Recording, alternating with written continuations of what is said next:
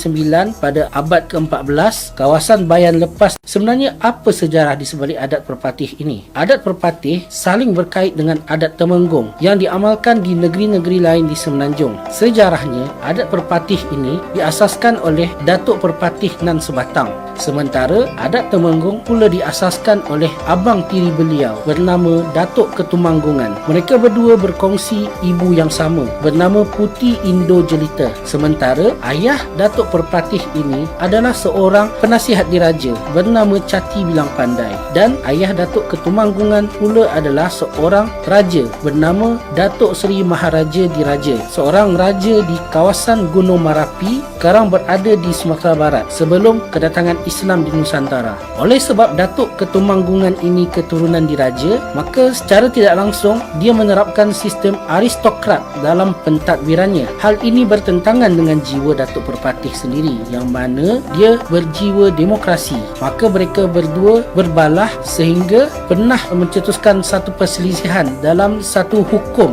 iaitu Undang-Undang Tarik Balas, di mana hukum tersebut siapa yang membunuh harus dibunuh. Maka perselisihan ini akhirnya diakhiri dengan Datuk Perpatih tersebut menikam satu batu yang sekarang batu tersebut bernama Batu Batikam di kawasan Pagaruyung, Sumatera Barat, sebagai satu tanda perdamaian. Memandangkan jiwa orang Minangkabau yang suka merantau dan mengembara ke tempat baru, maka orang-orang Minangkabau ini pergi merantau ke beberapa kawasan berdekatan Sumatera, termasuklah ke Semenanjung Malaysia ini, di mana mereka membuka kawasan Negeri Sembilan pada abad ke-14, kawasan Bayan lepas di Pulau Pinang oleh Nakhoda Bayan, Nakhoda Intan dan Nakhoda Kecil pada awal abad ke-18, serta beberapa kawasan di Kuala Lumpur ini seperti Kerinci dan Bangsa pada akhir abad ke-19.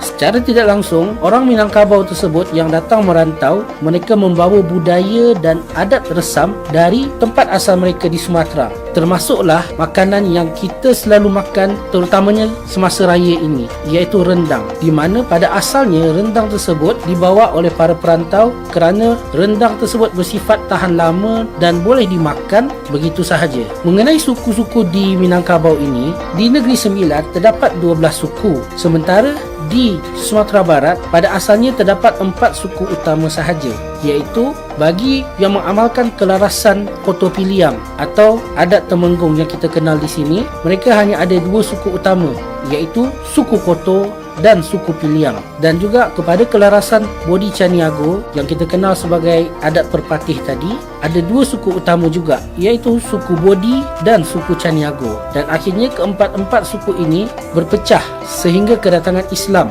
di Minangkabau, Sumatera. Sementara 12 suku di Negeri Sembilan ini yang kita dengar dalam lagu Waris Rembau Most Wanted, di mana 9 daripada 12 suku tersebut mengambil dari nama tempat asal mereka dari Sumatera tersebut, seperti Payakumbuh, Simolenggang, Batu Hampar, Batu Bolang, Solomak, Mungkar, Tiga Batu, Tiga Nenek dan Tanah Datar.